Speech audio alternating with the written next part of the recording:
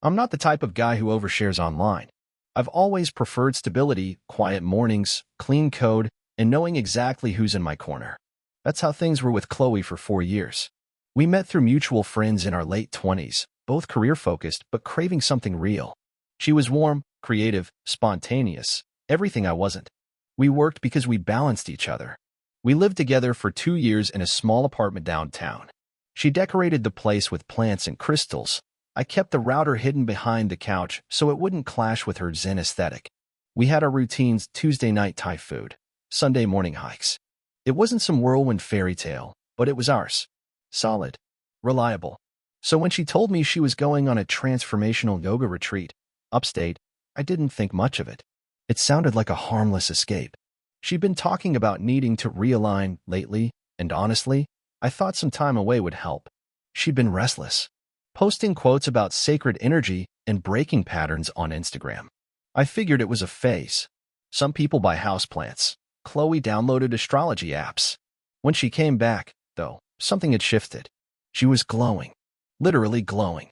Her skin had a sheen. Her eyes were lit up like she was on something, but it wasn't drugs. It was ideology. She wouldn't stop talking about this woman she met at the retreat, Raina. A polyamorous, body-positive, shadow work influencer with 300K followers and a podcast about liberating the self from monogamous trauma. Chloe was obsessed. At first, I smiled through it. I listened to the podcasts, nodded politely while she recited Raina's philosophies about living in alignment with desire. I even joked that I was the stodgy boyfriend in her rom-com arc. But then she started dropping words like unconventional connection models and romantic autonomy. And one night, over dinner, she looked at me and said, "I think we should open the relationship. Just temporarily. For growth." I put my fork down. The room went quiet except for the hum of the fridge. She kept going, like she'd rehearsed it. How this wasn't about me or us, but her. How she loved me and saw a future together, but she needed to explore. To evolve, she said. To reclaim agency. I didn't yell. I didn't cry. I didn't beg. I just nodded slowly and said, "Okay." Her face twisted into confusion. She blinked a few times like I'd answered the wrong question on a test. She was expecting resistance. Drama. A power struggle she could label as emotional control. But I gave her nothing. And in that moment, I decided something.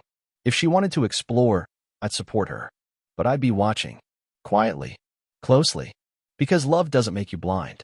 It makes you see more clearly than ever, once you stop lying to yourself. The next few days felt like living in someone else's apartment. Chloe was different. Not in some dramatic way. She still kissed me good morning, still made her mushroom coffee, still left the cap off the toothpaste. But there was something in her eyes now, like she was performing in front of an invisible camera. I didn't know just how literal that was, yet. It started with the posts. At first, just aesthetic shots, sunlight on her yoga mat, captions about opening my heart to new frequencies. Then came the cryptic quotes. To truly love someone, you must be willing to let them go. Comments flooded in. Mostly women, calling her brave, radiant, evolved. I stayed silent. Watched. She started going out more. Creative dates, she called them. Always with friends. Always vague. Once she casually mentioned going to a cuddle workshop. Another time, she came home with glitter on her neck and said she'd gone to an energy circle. I asked nothing. Just smiled. She seemed almost disappointed by how okay I was. That's when she got bold. One Friday night, she sat across from me on the couch, legs curled under her, and said, "Raina invited me to a Tantra weekend. No phones, full embodiment immersion. It's not a sex thing," she added quickly. "It's about vulnerability and energetic exchange." I nodded. "Sounds like something you'd love." And just like that, she was gone for 3 days. But she forgot one thing. Her backup phone. The old iPhone she used to shoot behind-the-scenes footage for her reels. It lit up constantly with notifications from Raina, from new men she'd met, from strangers reacting to her content. And in her unlocked notes app, a running list of potential shareable moments from our relationship. Intimate fights, inside jokes, even things I'd said in bed. She was saving them for captions. That's when I started saving things too. Screenshots, DMs, comments from Raina encouraging her, "Push your edge. If he resists, that's his wound, not yours." Another one read, "Don't ask for permission. Just live your truth. Men catch up eventually, or they don't." And Chloe? She documented everything. She wasn't hiding it. She posted TikToks about navigating relational expansion, even did a story time about our open journey. Her face lit up when she talked about other men. One video showed her lying in bed with someone else, shirtless, faceless, but his hand was on her thigh. She captioned it, "When you feel more seen by someone you just met than by your partner of 4 years." My hands shook as I watched it. Not from anger. Not even heartbreak. Just clarity. She didn't want a relationship. She wanted an audience. So I gave her one. I bought a new cloud account. Created a backup drive. Compiled everything. Screenshots of texts she thought disappeared. Credit card transactions for hotels she claimed were solo retreats. Audio from one of Raina's private Zoom sessions that Chloe left open on her laptop. And I started preparing. I changed all my passwords. Ordered a P.O. box. Rented a short-term storage unit under my name. I booked a consultation with a lawyer and asked what I'd need to prove financial abuse in a domestic partnership. He said, "Start documenting everything." So I did. Every click. Every charge. Every story. Because she wasn't the only one exploring. I was planning my exit. By the third week, Chloe was practically floating. She wore silk robes around the apartment, played ambient flute music at 7 a.m., and started referring to her romantic encounters as containers. "Eric and I had a beautiful container last night," she said once, spooning chia pudding into a ceramic bowl she bought with my credit card. There was no pressure, no ego, just presence. I nodded. "Sounds nice." She blinked again. That look of confusion I was starting to love. Like I was breaking the script she was hoping for. She wasn't getting the reaction she wanted, whatever that was. Guilt? Anger? Drama? Instead, I started getting quietly productive. I moved my clothes out slowly. A few things at a time, during her sacred sensual movement, classes or moon baths with Raina. She barely noticed. The apartment was still tidy. Still hers. She didn't know I'd subleased a short-term studio downtown under my coworker's name, or that I'd created a new bank account she couldn't see. I'd even canceled our Spotify family plan, just to watch her email me about it. But it wasn't just logistics I was collecting. It was context. One night, I saw a DM on her open laptop from a guy named Leo, Tantra Vibes. He said, "Your body is a temple, and I'd love to worship." She replied, "Haha, you're bad," followed by a flame emoji and a heart. She'd sent that message at 2:14 a.m., while I was asleep in the same bed. She posted a reel the next day, her looking solemn in front of a window, with a voiceover saying, "Sometimes the safest place is in someone else's arms." The comments lit up. "Queen behavior. So proud of you for choosing yourself. Drop is it so we can report him." They thought I was the villain. They didn't know I was the one who took the video for her last week. She said it was a meditation clip, but it was all leading somewhere. She was planning another healing weekend, this one with Raina and a few high-vibration men for a co-ed intimacy retreat in the desert. No phones, no contact, no boundaries. Just freedom. Perfect. While she was gone, I went to work. I moved everything, her clothes, journals, jewelry, into the storage unit. Cleaned the apartment from top to bottom. Changed the locks. Shut off the utilities. I even left her some herbal tea and a folded note. "You said you needed space. I gave you all of it." Then I filed the paperwork with the landlord. I was the sole leaseholder. Eviction wasn't personal, it was legal. The last thing I did was create the Reddit post. Anonymized. No names. No identifying details. Just screenshots. Facts. A calm, detailed account of how I supported my partner's journey while she drained me financially and emotionally. The comments exploded. Thousands of upvotes. Messages pouring in. People who'd been through the same thing. People asking for updates. I didn't respond. Not yet. I just waited for her to come home. She came home Sunday night just after 8. I know because I watched her through the hallway camera I'd temporarily installed outside the apartment door. She was laughing on the phone, dragging her wheeled suitcase behind her. Still glowing. Still oblivious. She stopped when she saw the eviction notice taped to the door. Her expression didn't change immediately, just a blink, then a confused squint. She knocked once, twice, before finally fishing out her keys. None of them worked. I watched her try each one twice before she finally read the paper taped to the door in full.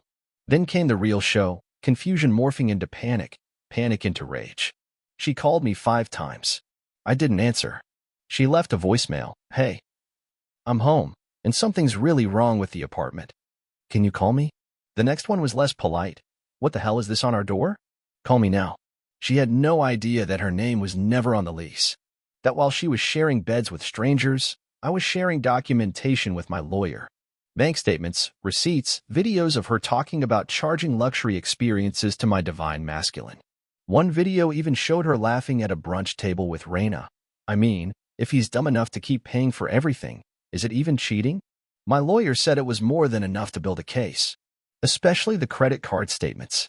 She'd racked up over $4,000 in healing-related expenses in 3 months, resorts, retreats, Uber rides that ended at hotel addresses with a different guy's name as the destination.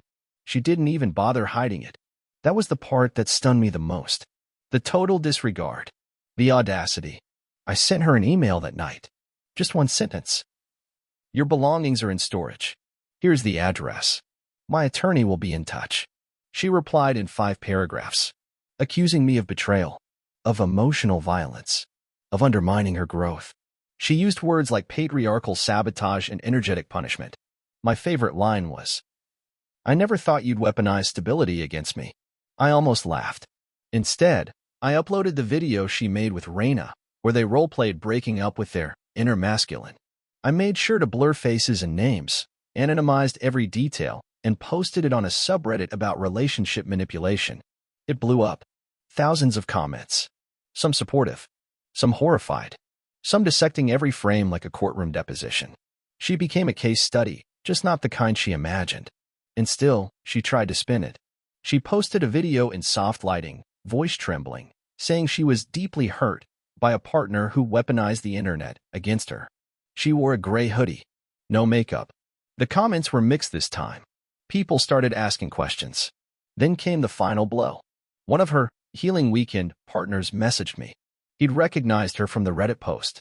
He had screenshots, voice notes, even a group chat where she bragged about documenting her emotional arc for content. She wasn't healing. She was producing. And she wasn't the only one. Raina, it turned out, had been recording some of their private conversations without consent, posting them on her private Patreon as coaching examples. Intimate confessions. Emotional breakdowns. Chloe's face. Chloe's voice. She had no idea until someone linked it to her. And then, silence.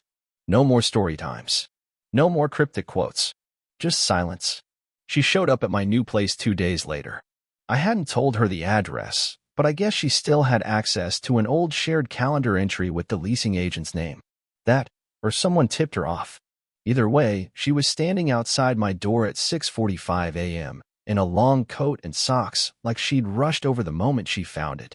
I watched her through the peephole. She didn't knock. Just stood there, holding her phone like it was a grenade she didn't know how to throw. When I finally opened the door, I didn't say anything. Neither did she. For once, Chloe didn't look like a goddess of light and liberation. She looked tired, fragile, real. I didn't know about the Patreon stuff, she said. I starting. I believe you, I replied. She blinked, surprised by the softness. But I wasn't angry anymore. I was done. She came inside, sat on the edge of the couch like a guest in someone else's life. And then she tried it, the big emotional pivot. She talked about missing me, how the journey hadn't been what she expected, how maybe she took things too far, how she got caught up in all the attention. I think I lost sight of what mattered, she said. But I'm here now. If you want to talk, really talk. I nodded again. Calm. Steady. She didn't know I'd already prepared everything. I handed her an envelope. Inside, a formal repayment request for every unauthorized charge. Printouts of the credit card statements she'd used for romantic retreats. A letter from my lawyer outlining next steps. A photo of her storage unit receipt. And finally, a screenshot of the Reddit post. She read each item slowly. By the end, her hands were shaking. You posted this? I anonymized it. You made it public first. Her jaw clenched. You blindsided me. You ambushed me. No. I let you narrate your story. I just added subtitles. She left without another word. But the fallout didn't stop at our doorstep. The Reddit post got picked up by a viral drama podcast, one of those expose channels that digs into online manipulation and toxic relationships. They reached out asking for an anonymous interview. I hesitated. But then I thought about the DMs I'd been getting. Men telling me they went through the same thing, emotional gaslighting, social media shaming, the silent reversal of blame. Guys who'd lost years of their lives because someone weaponized healing against them. So I said yes. We recorded the episode. I used a voice filter. No names. Just the story. Honest, raw, quiet. No revenge fantasy. Just the truth. When the episode dropped, it exploded. Chloe's name was never mentioned. But people figured it out anyway. Internet sleuths matched timelines. Screenshots. Quotes. Even her outfit from one of the videos matched the story description. And then, the TikTok scandal hit. One of the men she'd been seeing posted a video calling her out, not just for the lies, but for secretly filming intimate conversations and curating trauma for her brand. Another woman came forward with DMs from Raina admitting they coached Chloe on how to create maximum empathy arcs for engagement. It wasn't just toxic. It was calculated. And just like that, the followers vanished. Brand deals disappeared. Raina wiped her account clean. Ghosted Chloe entirely. The last thing I saw was a post from Chloe's burner account. Some people only support your healing when it benefits them. She still didn't get it. But I did. The podcast episode became the talk of the week, shared in group chats, dissected in commentary videos, debated in live streams about emotional currency and relationship fraud. I didn't anticipate the ripple. At first, it felt unreal. Watching the story I'd lived get turned into sound bites and meme templates. A few days after it aired, my inbox flooded with messages from strangers, most supportive, some hostile, many just relieved to hear a story from my side. A few even apologized for things they'd said on Chloe's posts before the scandal broke. You didn't deserve that. I fell for her act too. One guy wrote, I was in the comments telling you to let her go and grow. I'm sorry, man. I hadn't realized how much I needed to hear that. Meanwhile, Chloe went into damage control. She deleted nearly everything, Instagram posts, TikToks, even her Pinterest boards. For 2 days, she tried to rebrand as a radical accountability advocate. It didn't stick. Screenshots lived forever, and now the comments were turning against her. Where's the consent for those recordings? Is your healing journey just content for clicks? Raina never posted about Chloe again. Their friendship dissolved quietly. I found out from a mutual acquaintance that Raina's Patreon dropped almost overnight. The case study videos vanished. Apparently, Raina claimed she'd been misled by a participant, a final twist of the knife. It was a weird thing to grieve. The silence, the empty apartment, the routines I'd lost and wouldn't get back. I stopped sleeping in until noon. I started eating real meals again, not just protein bars at my desk. I spent more time outside, sometimes walking past my old building, half expecting Chloe to appear and deliver some new revelation, but she never did. My lawyer kept me updated. Chloe never responded to the repayment letter, but she did show up to retrieve her storage unit. She'd apparently started seeing a therapist, one not affiliated with Raina's circle. The apartment was officially mine. The landlord let me repaint the walls and change the locks. I thought I'd feel vindicated, but mostly I just felt done. There wasn't satisfaction in seeing her dragged online. Only a quiet relief that it was over, that I'd set a boundary and kept it. But I still had one last thing to do. The podcast team reached out again. The episode had hit 100,000 downloads. They wanted to send a small honorarium for my story. Anonymously, no credits, just a wire transfer. At first, I refused. Then I thought about the messages from men thanking me, the ones saying they felt seen for the first time in years.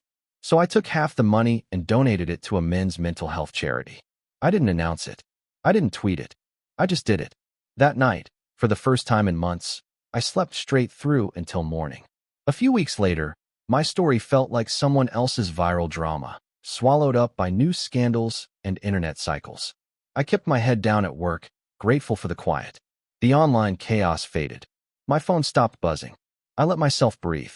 Sometimes, late at night, I'd scroll through old photos. Chloe laughing in our kitchen, Chloe showing me some ridiculous meme, Chloe asleep on the couch with a book in her lap. I didn't delete them, even though part of me wanted to. I needed the reminder. None of this started out as a performance. We were just two people, trying to find something real. I don't know when it changed, when the world started watching, when she started needing strangers' validation more than my love. A friend sent me a video one morning, Chloe, breaking down on TikTok. She tried to defend herself, called out toxic exes who weaponize vulnerability for clout. Her following was a fraction of what it used to be. Every other comment was someone calling her out, asking for receipts, piecing together timelines. She'd been dropped by 2 sponsors. A popular creator posted a breakdown of fake healing journeys, featuring Chloe's old audio, cut together with Raina's now deleted case studies. Raina, for her part, vanished. No updates, no apologies. She blocked everyone who mentioned Chloe's name. Their circle imploded. Half of them deleted social media entirely. I never responded to the DMs Chloe sent after that. The last one just said, "I hope you're happy. I hope this was worth it." I started typing a reply, stopped, and closed the chat for good. There was nothing left to say. The viral post lived on. Every month or so, it would resurface. Another wave of messages, more people saying they saw themselves in it, more men thanking me for putting words to something they'd been told to just let go. My account gained followers I didn't ask for. The podcast invited me back, but I declined. I was done being a story for other people to dissect. I still have that last line saved in my phone. I wrote it the day Chloe told me she needed an open relationship. Back then, it felt petty, even cruel. Now it just feels true. She wanted an open relationship. I just opened her eyes.